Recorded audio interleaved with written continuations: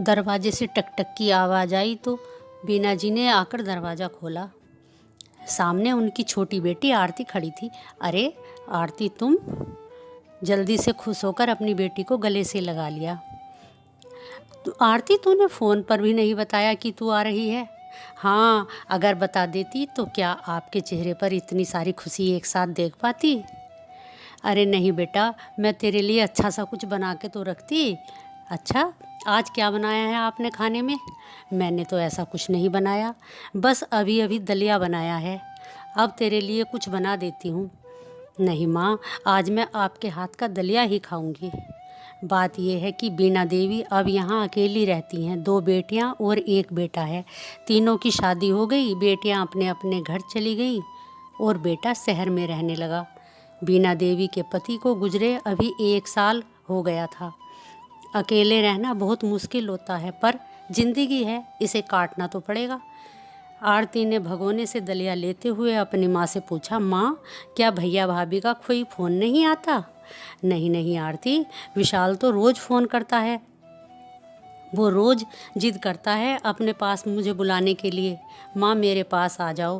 पिताजी थे तो और बात थी, बस मैं ही मना कर देती हूँ। अरे तुम क्यों मना करती हो? अकेले में कोई परेशानी हो गई तो क्या करोगी? हाँ, ये बात तो ठीक है, बुढ़ापे का शरीर है, पर तेरे पिताजी कहा करते थे कि अगर मैं ना रहूं तो विशाल के साथ मत जाना, क्योंकि उसकी बहू का व्यवहार अच्छा नहीं है। वो तो हमें बिल्कुल भी पसंद नहीं करती। अगर तुम बेटे के प्यार में आकर चली गई तो घुट घुट कर मर जाओगी वहाँ। यहाँ अपने घर में अपने मन की मालिक तो हो। उनकी बात भी सही है। और विशाल तो परसों ही आ रहा है यहाँ, फिर जिद करेगा। क्या करूँ? क्या करूँ क्या? आप चली जाना माँ, हमें भी तुम्हारी चिंता रहती है। और हो सकता है भाभी का व्यवहार बदल गया हो। आप जाओगी तभी तो पता चलेगा। अगर नहीं गई तो उन्हें बहाना मिल जाएगा तुमसे पीछा छुड़ाने का। चल तो ठीक है, अब विशाल कहेगा तो मैं चली जाऊंगी। अगले दिन आरती भी अपने घर चली गई। माँ का बैग तैयार करके रख दिया। तीसरे दिन विशाल आया और बीना देवी विशाल के साथ शहर चली गई।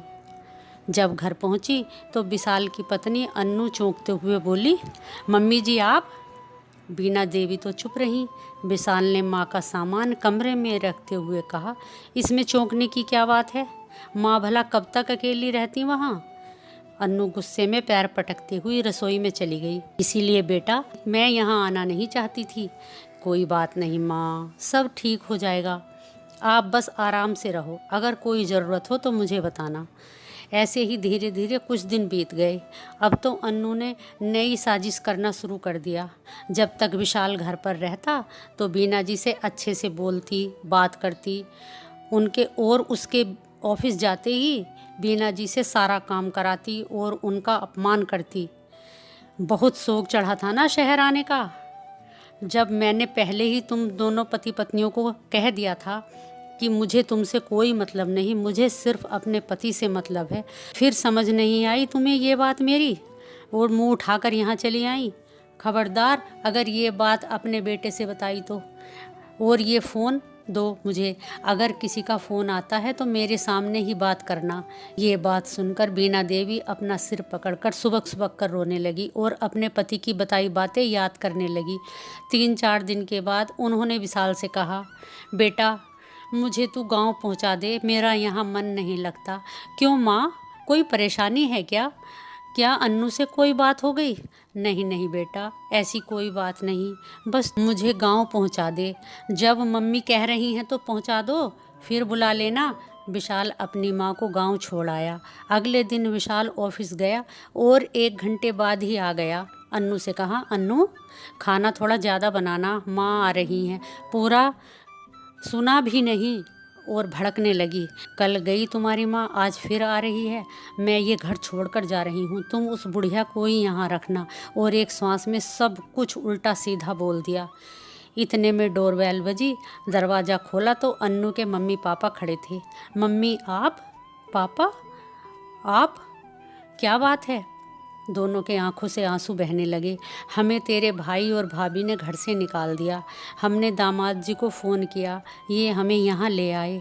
विशाल, पर क्या, तुमने तो पूरी बात सुनी ही नहीं। विशाल, मैंने आपकी माँ के साथ कैसा व्यवहार किया और आप फिर भी मेरे मम्मी पापा को यहाँ ले आए।